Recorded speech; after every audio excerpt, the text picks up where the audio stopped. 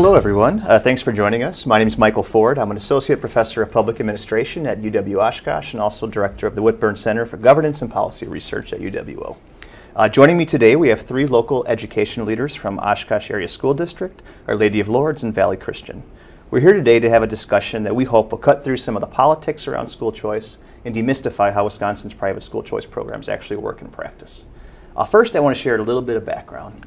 So the first modern school choice program started in Milwaukee in 1990 when about 300 students used publicly funded vouchers to attend 7 non-sectarian schools. The program was pretty small until the Wisconsin Supreme Court ruled in 1998 that religious schools could participate.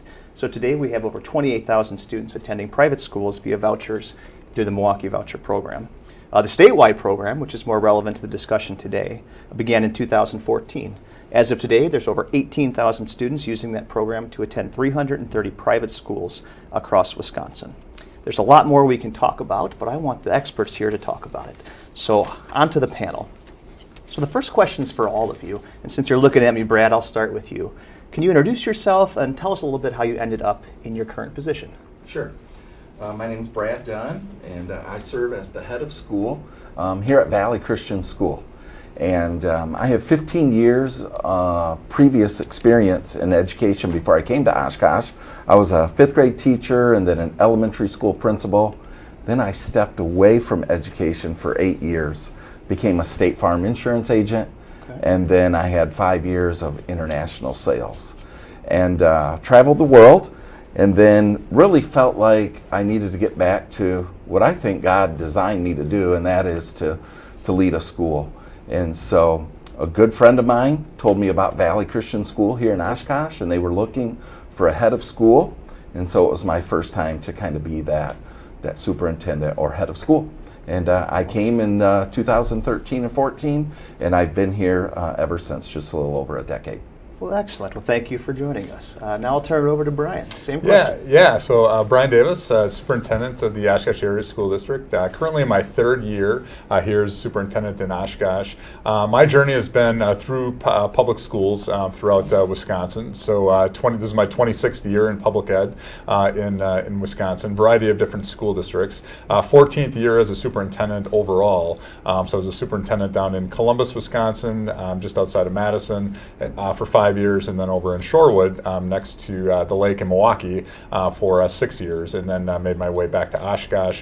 And it's really a homecoming for me coming back to Oshkosh. My initial teaching position was in Oshkosh at Oshkosh West High School as business ed teacher. So I say back in the 1900s is when I did that work. And so it's been great to be able to come full circle. Excellent. Well, thank you for being here. Last but certainly not least, John, same question. So I'm John Dinegan. I'm the president at Lourdes Academy. This is my 7th year there. This is my 38th year in schools. I spent the first 18 years of my career in public schools in Michigan, originally from Wisconsin. And then I spent 12 years I had an opportunity to move to the college level to teach and coach. And so I spent 12 years at a small college. And then they had a restructuring, and that landed me at Lourdes Academy, where I've been since 2017. Excellent. Well, welcome. We'll stick with you. Tell us a little bit about Lourdes. When did you start participating in the private school choice program? What are your student demographics like? Anything else you think is pertinent? Sure. So we started participating in school choice in 2013-14 school year. At that time, there were 29 students that participated. Our demographics, our enrollment is 637 students. 80% of our students are Catholic. 80% are Caucasian. We have about 7% are African American, 7% Hispanic, about 4% are mixed race, and about 2% Asian. Okay. And our system is preschool to grade 12. Excellent. Same question to you, Brad. Tell us a bit about Valley Christian. Yeah, Valley Christian School, we're a non-denominational, just private Christian school. We have over 50 churches represented in our school. I think the best way to describe Valley Christian School would be through our mission and vision statement. Our vision statement is to graduate Christ-centered world changers. And our mission statement is we want all Valley Christian School students to discover their God-given design, be equipped to reach their full potential so that they can boldly impact the world for Christ. Our demographics, we have 743 students preschool through 12th grade, and that's on 3 different campuses, 2 here in Oshkosh and 1 up in Neenah. And our demographics, as far as students, 89% would be white. We've got 6% would be African American, and that remaining 4% would make up all others. Excellent. Same question, Brian. Yeah, so demographics from the Oshkosh Area School District standpoint, we're at about 9,150 students for this year. When we're looking at the racial demographic, we are about 68% white, and then a pretty even mix of Asian, African American, Hispanic students as we look at across the board, along with students of 2 races. We have about 16% of our students are students with disabilities at this point. About 45% of our students are low socioeconomic status based on our free and reduced lunch rating. We think that's pretty underrepresented, actually, from where we're probably more around 60-65%. And then about 6% of our students are English language learners, so English being their second language.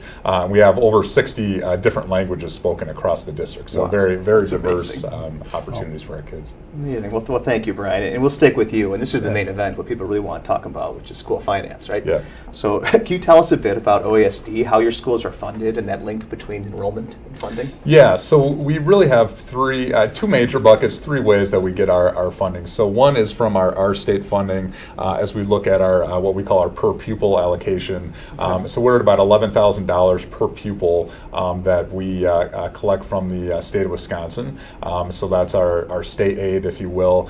So that's measured on a 3-year rolling average of the district. So we take our enrollment, we do counts 2 times a year in September and January, and then from those counts, then take an average of the last 3 years, and then our state aid for the following year then is based off of that per pupil aid number.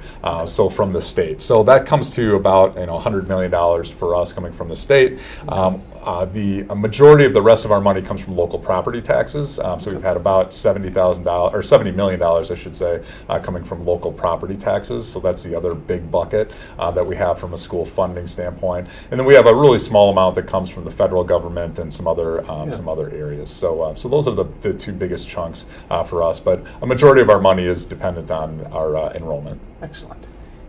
Same question, John. So for us, we call it the 3-legged stool. It's tuition for us, parish subsidy, our local parishes here in town, and the third is advancement, which is the money that we have to raise and go out and raise every year. Okay. And what percentage of your students are using vouchers? Right about, we have 222 students in the school choice right now, and that's roughly about 35% of our population. Okay. Excellent. Same question, Brad. Yeah, for us, our school is funded through tuition and a little bit of fundraising.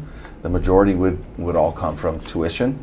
And when we started with the school choice program back our first year, we had 20 students out of about 275, so we were barely at 1%. Okay. Today, we're right at 51% of our students would be funded through the voucher program. Excellent. So fair to say all 3 of your schools have a variety of funding sources, and you're all very, very reliant on enrollment numbers. That's the lifeblood. So we'll stick with you, Brad. Switching gears a little bit, talking about standardized tests. What type of testing do you do at Valley Christian? Sure. I would say the testing that we probably do the most would be our MAP testing, and we do that 3 times a year with all of our students through 8th grade, so that we kind of have a snapshot at the beginning of the year, then again in the middle, and then again towards the end. And that helps the teachers to really kind of zero in, are there any deficiencies in that math or that reading? Some of the other standardized tests that we do, the PSAT for our juniors in the fall. We have our pre-ACT testing for our 9th and 10th graders. And then the standardized test, the Iowa test, we do that for all of our 1st through 8th graders. Okay. And then we report those findings out to all of our families on an annual basis. Okay. And then we also report that to our accrediting organization, which is ACSI. Okay, excellent. Same question, John. So for us in K-8, we do STAR testing, and that's a test that measures math and literacy. That's tested 3 times a year in grades K through 8, so fall, winter, and spring. And then in the high school level, 9th and 10th grade is pre-ACT testing. Okay. And then the juniors all of our juniors take the ACT. And those findings, the scores and the breakdowns and things are reported to parents on all those tests. And then we report to our Board of Trustee monthly meetings. We give them updates and those sorts of things, summarizing the findings of those tests. Excellent. Brian. Yeah, so we have some similarities also between like the MAP and the STAR testing. So our testing is our iReady testing that we do for our students, both for math and reading as we're moving forward. So that is beginning of the year, mid-year, and end of the year. So a lot of our interventions and responses that we do throughout the year are based on that data. We also, being a public system, also have accountability to the Department of Public Instruction. So they have what's called the forward exam. So all of our 3rd through 8th graders take the language arts and math portion of our forward exam. And then we also have 4th and 8th grade science, and then 4th, 8th, and 10th grade social studies. That's part of that. And then our high school students take the pre-ACT, and then a requirement for our juniors taking the ACTs. So I would say pretty similar, except for our reporting is up to the state level. Okay. Excellent. Now for our private school folks here. So if I'm a parent and I want my student to attend private school through the choice program, how do I go about that? Stick with you, Brad. Sure. They would go to the Wisconsin Public School Choice website, and they would do an online application. Okay. And that's how they would apply. Okay. Now, do they take any standardized tests to get into your school, or how does that work? No, there's no standardized tests to get into the school. I mean, obviously, at some point, we're going to meet with each of those families and give them a tour of the school and make sure that they're going into the grade that would be appropriate for them, so we can meet their needs. Excellent. Very very similar for us. Yeah. We have obviously they can go on the DPI website and apply, or they can go to our website and hit a button, and that takes you to the DPI website to apply. And so, same thing. Excellent. I think that's an important thing for people to understand. I think there is some confusion out there. But to apply for the state school choice program, you have to have a family income at or below 220% of the federal poverty level, which is like $58,300 for a family of 4. And schools are not allowed to screen for anything but family income and whether there's space. And if there's not enough space, there's a random lottery. And that's pretty prescribed by the state statutes.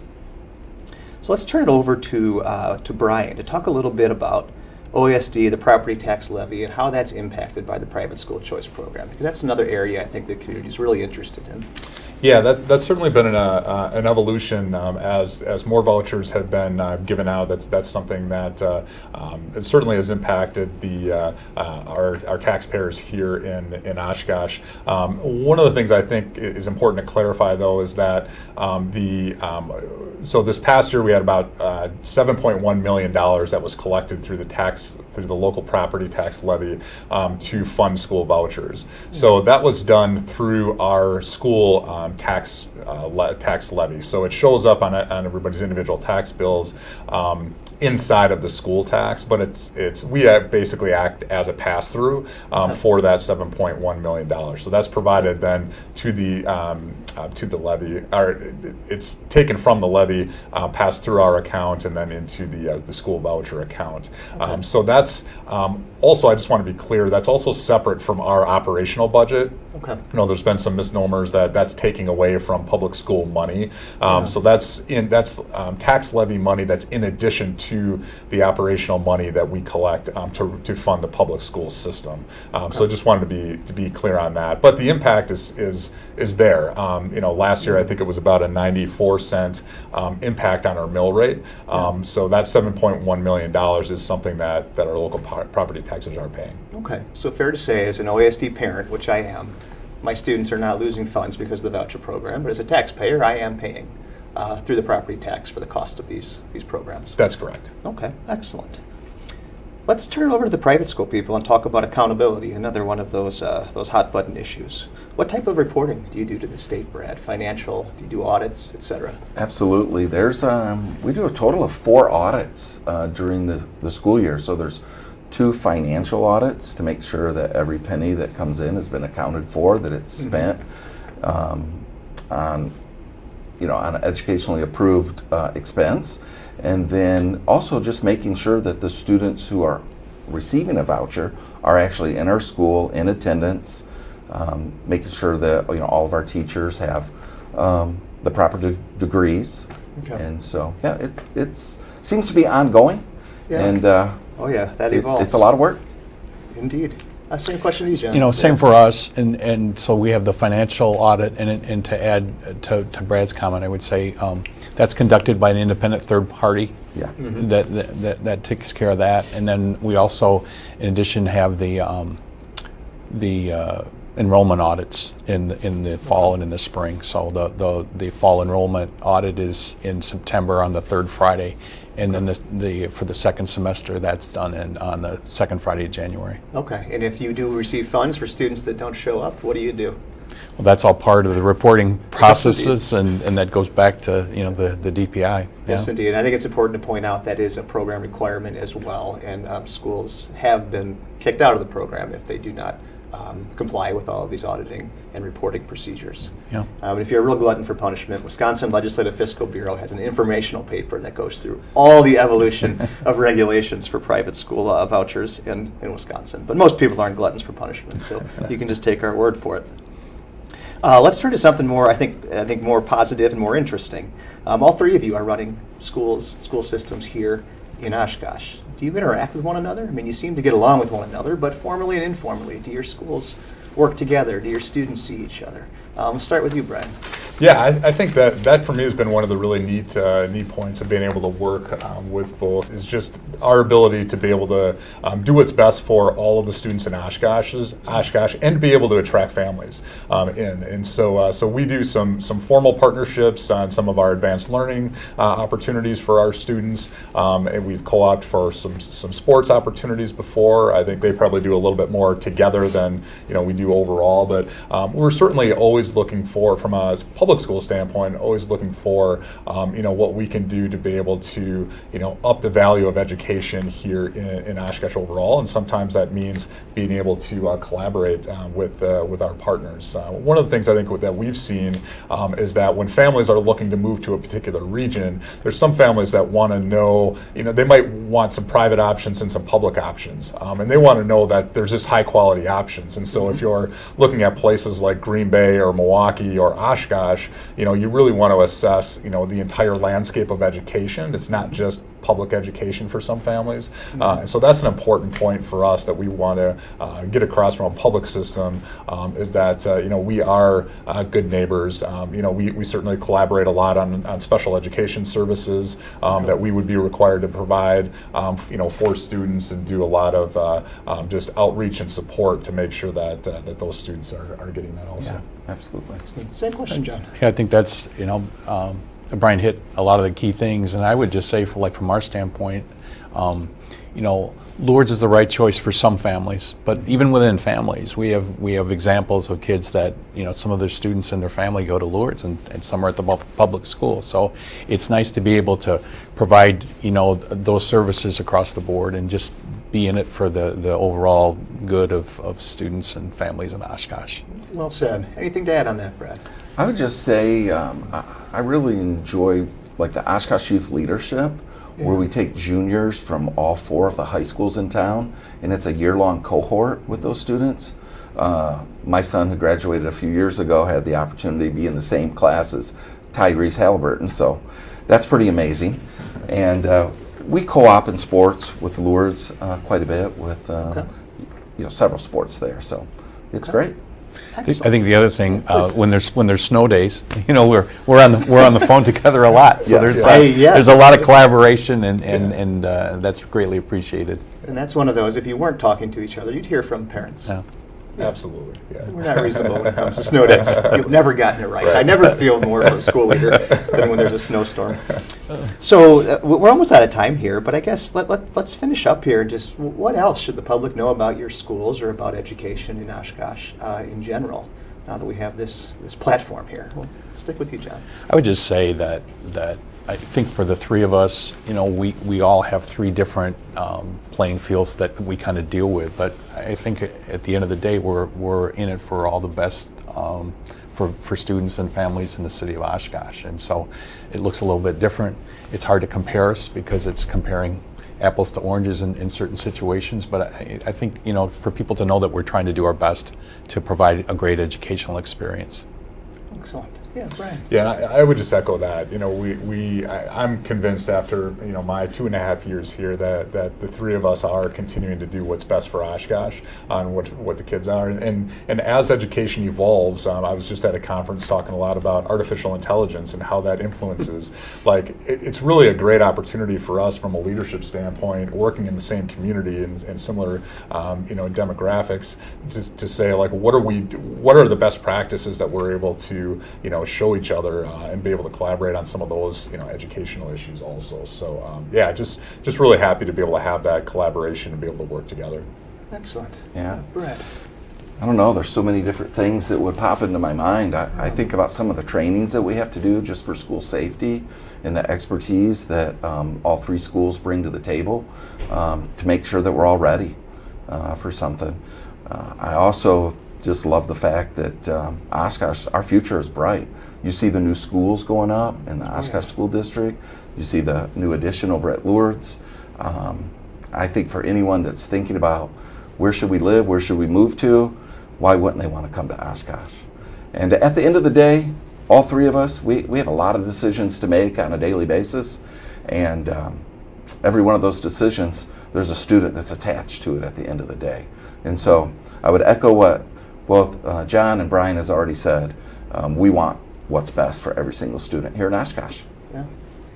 Well, thank you all for being here. I know that the politics around school choice, the politics around public education are not going to be going away anytime soon, but I think it's really powerful to see three educational leaders sitting here, maybe working at different angles when it comes to educating the public, but telling us a little bit about your school, sharing some factual information, and getting along with one another, which is hugely important.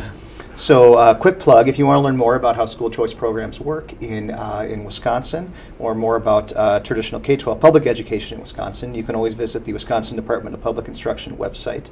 They have all kinds of information there in the logistics, fiscal and academic impacts of Wisconsin's various public education programs. So thank you very much for being here. Thank you, Michael. Thank you. Yeah. Thanks, Michael.